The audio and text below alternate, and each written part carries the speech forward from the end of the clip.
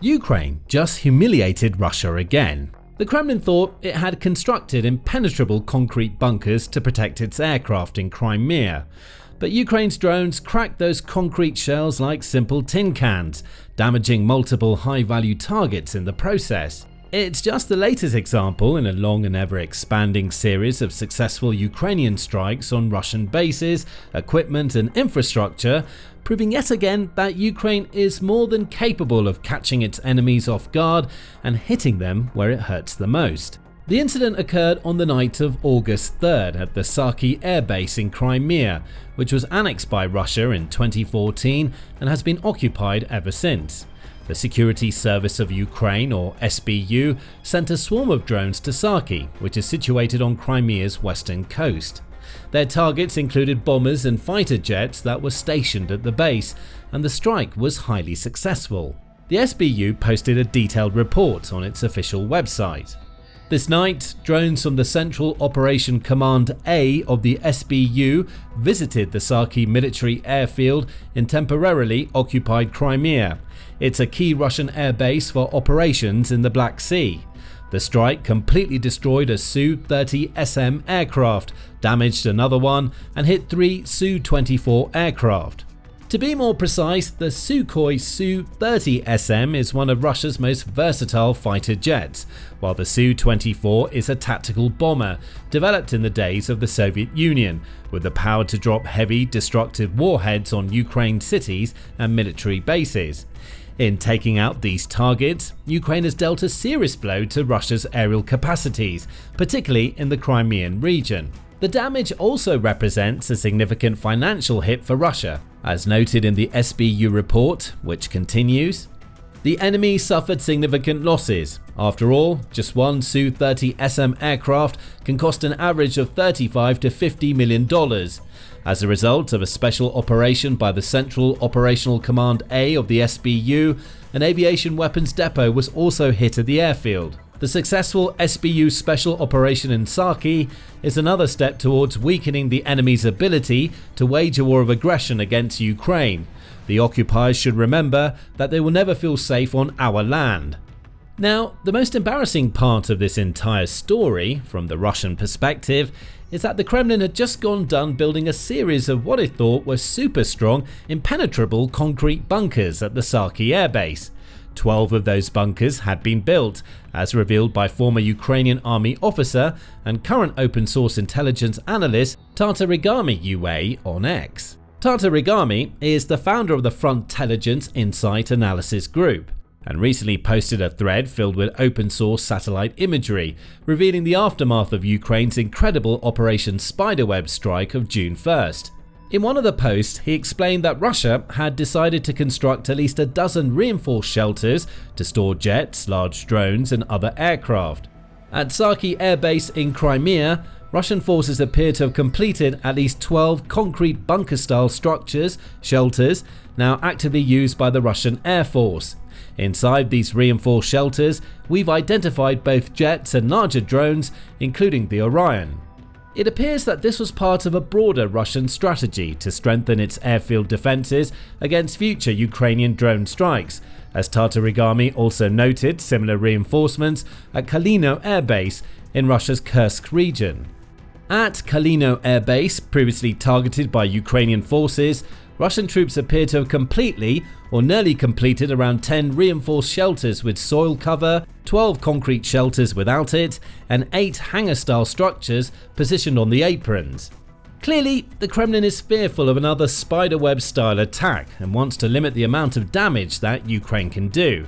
But if these recent reports are to be believed, Russia's concrete bunkers just aren't good enough. They pose no problem whatsoever to the SBU's drones, which were easily able to break through the enemy's defenses and deal serious damage to its aircraft, leaving Russia with another big repair bill and its president, Vladimir Putin, with a serious headache, as his armed forces seem utterly incapable of protecting their most important pieces of equipment. In the broader scheme of things, the recent Saki strike means that Ukrainian drones have now either destroyed or damaged more than 40 Russian aircraft since Operation Spiderweb on June 1st, including the Saki hits on August 3 and 4. That makes this recent period one of the most devastating for Russia's aerial forces since the war began, and according to figures from open source intelligence analyst group Oryx, the country has lost more than a whopping 162 aircraft, including fighter jets and bombers, plus 157 helicopters. This shows how effective Ukraine's strategy has been in terms of targeting Russia's deep strike assets, weakening the enemy's ability to launch missiles and drop bombs along the front lines or towards Ukrainian towns, cities, and important pieces of infrastructure. It's all about making life harder for Russia and saving Ukrainian lives in the process. And it's generally much more effective to take out the likes of bombers and jets while they're simply sitting still on the ground rather than trying to take them out in mid-air. Indeed, Ukraine struggled in the early stages of the war to deal with Russian aerial forces as it tried to intercept them in the air. However, as the war has progressed, Ukrainian forces have proven themselves to be incredibly adaptable, able to fine-tune and rewrite their tactics to suit the battlefield conditions. While Russia has often shown stubbornness in persisting with the same wasteful strategies over and over, Ukraine has instead been innovative, resourceful, and intelligent. Its commanders realized they needed to adjust their approach to deal with Russian aircraft, and so they got to work planning attacks like Operation Spiderweb, which proved to be one of the biggest success stories of the war so far. It occurred on June 1st, after months of careful, secretive planning. A large number of drones were stealthily smuggled on board long-haul trucks, which were then driven hundreds of miles across Russia to take up positions beside 5 important air bases. Then, when the time was right, the drones emerged from their hiding places, taking to the skies to rain down fire on Russian assets. They made use of Russia's own cellular phone network to communicate with Ukrainian operators, rapidly and efficiently striking bombers and other aircraft at the Diaghilevo, Ivanovo, Olenia and Belaya air bases, the latter of which is around 2,700 miles from the Ukrainian border. The attack took the Kremlin completely by surprise and sent shockwaves across the world. It was an extraordinary operation, an invaluable victory for the Ukrainian armed forces, and an abject humiliation for Russian intelligence.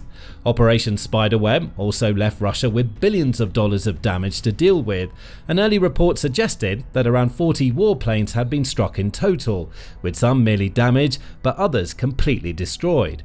Since then, close analysis of open source satellite imagery has revealed that the actual total may have been lower than those initial estimates, with at least 13 confirmed losses, including 8 Tupolev Tu-95 bombers, 4 Tu-22M bombers, a Beriev A-50 radar plane, and a transport plane. Of those, the Tu-95s and Tu-22Ms are the biggest and most important targets. Together with Tupolev Tu-160s, they make up a large part of Russia's primary platforms for launching long-range cruise missiles into Ukrainian cities, the very same missiles that have caused terrible losses and destruction of numerous pieces of civilian infrastructure, including the likes of hospitals, homes, electrical substations, railway hubs, power plants, dams, warehouses, hotels, gas stations, and schools. In taking out valuable missile launching platforms like the Tu-22M bombers, Ukraine can dramatically reduce Russia's ability to launch missiles against Ukrainian cities and kill civilians, as noted by former US Army General Ben Hodges. Later in June, on the 27th to be precise, the SBU launched another hugely successful long-range drone strike, this time targeting the Russian airfield in Kirovske, around 130 miles from the front lines of southern Ukraine. Again, the SBU wrote up a report detailing what it called another painful blow to the occupiers. The Security Service of Ukraine has dealt another painful blow to the occupiers. This time, on the night of June 27-28, Ukrainian Special Service drones attacked the Kirovske military airfield in temporarily occupied Crimea. Fire damage was inflicted on the locations of the aviation component, air defense systems, ammunition storage depots, as well as reconnaissance and attack UAVs of the enemy. Available data indicates the destruction of multi-purpose and attack helicopters Mi-8, Mi-26 and Mi-28, as well as the self-propelled anti-aircraft missile and gun complex Pantsir S-1. During the night, a secondary detonation occurred at the enemy airfield. The SBU is systematically working to reduce the Russian Federation's capabilities to carry out air and bombing strikes on the territory of Ukraine. The occupiers must realize that their expensive military equipment and ammunition are not protected anywhere, neither on the front line, nor in temporarily occupied territories, nor in the enemy's deep rear. That very same night, the SBU and Ukraine Special Operations Command (SSO) also celebrated a second successful attack, this one at the Marinovka airbase in Russia's Volgorod region, around 275 miles from the front lines.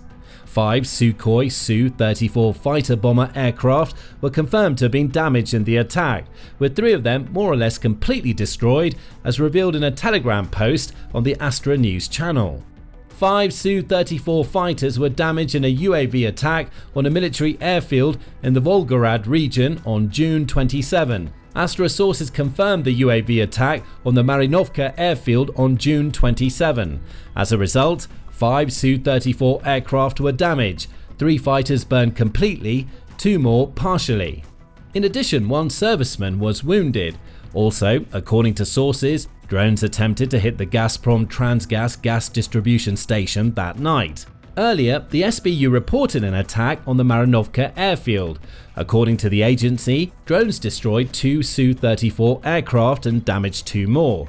They also reported a fire at the technical and operational part of the enemy airfield. Confirmation of the attack and satellite images were published by the Ukrainian project Kyber. Just like the 295s and 222Ms taken out in Operation Spiderweb, Su-34s are integral elements of the Russian Air Force. According to Euromaidan Press, there are believed to be around 150 of them left, with Ukraine having taken at least 37 since the war began. They're used for dropping cab-winged glide bombs on Ukrainian targets. These bombs can weigh in excess of 2,000 pounds and have a range of up to 40 miles, making them some of the deadliest and most destructive explosives in the Russian arsenal. Ukraine can jam them using electronic warfare systems, but with thousands of these bombs dropped each month, some inevitably manage to bypass Ukrainian defenses and strike their targets. Just recently, for example, on July 22, Russia hit central Kharkiv with cabs. It targeted residential areas in the city, leaving more than 20 civilians injured, as reported by the city's mayor, Igor Terekov, who said, "There's significant damage. A transformer substation has been destroyed. A light industry enterprise, specifically a sewing factory, has been demolished. Many windows are shattered and roofs are torn apart." Now, one of the bombs hit a high-rise building, with locals reportedly trapped beneath the rubble. Another hit a civilian enterprise, starting a fire that rapidly spread to more than a dozen surrounding vehicles. This is just one example of cabs causing chaos in Ukraine, and this is why it's so important for Ukraine to take out the aircraft Russia uses to drop its bombs. That way, it doesn't matter how many cabs they have, because they'll have no way of actually using them. That means fewer attacks, fewer casualties for Ukraine, and more trouble for Russia to resolve. Just like Operation Spiderweb, the June 27 attacks took Russia by surprise and left Putin and his Kremlin cohorts scratching their heads and wondering what had happened. After all, it came at a time when Russia was supposed to be on high alert. It had just endured Operation Spiderweb, which was the biggest and most devastating attack on Russian soil by far since the war began. Logically, the country's intelligence services should have been doing everything in their power to gather intel and implement the necessary defenses to prevent, or at least minimize the damage of any subsequent strikes. Instead, not for the first time, Russian intelligence was found wanting. Aside from a few basic bunkers built on existing airfields, the Kremlin appeared to do very little to guard its assets from further damage, and Ukraine took full advantage, compounding Russia's summer misery. Putin seemingly had hoped that his big summer offensive might be enough to break Ukraine's morale once and for all, in order to speed up Russian gains on the ground and perhaps even lead to some sort of miraculous rapid victory by the end of the year. But that evidently is not happening. Instead, Russia's summer push is falling flat. While the country has gained some ground here and there, it continues to progress at a snail's pace in many regions. It only just recently managed to take the last sliver of Luhansk, despite controlling the vast majority of the region for several years, and it's still struggling in hotly contested areas like Donetsk, wasting weeks taking only small and relatively insignificant settlements and strips of land, while Ukrainian forces dig in more important areas like the cities of Pokrovsk and Siversk. Russia also continues to lose both men and military equipment at a jaw-dropping rate. It suffered record losses in 2025, with Ukraine's commander-in-chief, Alexander Saky, recently announcing that more than 33,000 Russian military personnel were eliminated in July alone. Posting on X, Saky stated, "Ukrainian warriors relentlessly destroyed the enemy, bringing a just peace closer for Ukraine. In July alone, the occupiers' losses in personnel exceeded 33,000 people, 33,220. I thank the defenders, both men and women, for their professional and courageous combat work. The struggle continues. Glory to Ukraine." Ukraine's general staff has also reported Russian casualties reaching peaks of around 1,000 personnel per day in recent weeks, showing just how many bodies Russia is simply tossing into the meat grinder and the utter disregard Putin has for his people's lives. Each of those casualties, after all, represents a human being, perhaps with surviving parents, children and partners waiting for them back home, all forced to suffer and grieve for a war with no clear purpose and no obvious end in sight. Multiple Western sources have confirmed that Russia has suffered more than 1 million casualties over the course of the war so far, with around half of them either killed or wounded so severely that they'll be unable to return to the front lines. And while Putin ramps up recruitment drives and uses any means necessary to replenish his ranks, he clearly cares little about the fate and prospects of the average Russian soldier. The Kremlin leader recently made the extraordinary claim that none of his soldiers had died in vain, stating that every fallen soldier had died for a cause, and adding, "These are the people who created the conditions for those now in the ranks to move forward. In this sense, we do not have a single loss that was in vain." It's a brash and outlandish statement to make, especially as there are hundreds of examples of Russian soldiers literally dying or suffering needlessly due to the recklessness and incompetence of their commanders. For instance, this channel has reported on numerous cases of Russia accidentally bombing its own land and people, often due to malfunctioning or poorly made guidance systems. There have been countless reports of Russian troops being sent into battle without sufficient training or equipment, tossed into the fire of the front lines with almost zero chance of survival. Then there are all the Central Asian migrants, forcefully sent to the front lines and used as mere cannon fodder, as well as the soldiers forced into so-called death trap T-72 tanks, which are easily targeted and destroyed due to an inherent design flaw in their autoloader system, or those that are being made to pilot decades-old Soviet-era tanks, many of which are rusty, falling apart, and utterly unfit for modern-day military situations. While Putin persists with his propaganda, the facts are clear as day. Thousands of Russian soldiers have absolutely died in vain, no matter what their president says. The country has also seen staggering losses not just in personnel but also in equipment. The dozens of jets, bombers and helicopters taken out in Ukrainian drone strikes have already been spoken about here, but there have also been thousands of destroyed tanks and armoured vehicles, hundreds of command posts, artillery units and surface-to-air missile systems, dozens of jammers, electronic warfare systems and radar stations, and thousands upon thousands of drones and missiles as well. All of those losses add up. All of them take a toll on Russia's morale, military inventory, and its economy, which is slipping further and further into a state of complete crisis. Earlier this year, for instance, Saky reported that Ukrainian deep strike drone attacks had inflicted more than $10 billion in damages to Russia's industrial sector, and that's only counting the attacks between January and May of 2025. There have been other successful strikes since then, dealing even heavier losses to the Kremlin, not to mention all the frontline assaults, counter-attacks, artillery strikes and so on. Of course, Ukraine is suffering losses too, but it's dishing out plenty of damage to Russia in return, and its forces continue to demonstrate remarkable resolve, resilience and adaptability, cleverly coping with the dynamic conditions of this war, and continuing to hit Russia in the most effective, impactful ways time after time. Now, you can learn even more about Ukraine's recent successes in our videos, looking at its impenetrable defense of Kirovske in the Donetsk region, and our breakdown of some of the most unusual yet effective weapons and tactics the country has used to catch Russia by surprise. For a wider view of the war, you might also like to see how Poland is bolstering its border defences, sending a clear keep out message to the Kremlin. And finally, make sure you subscribe to our trusted channel too, so you can be among the first to learn about the latest important developments from the front lines of Ukraine and beyond.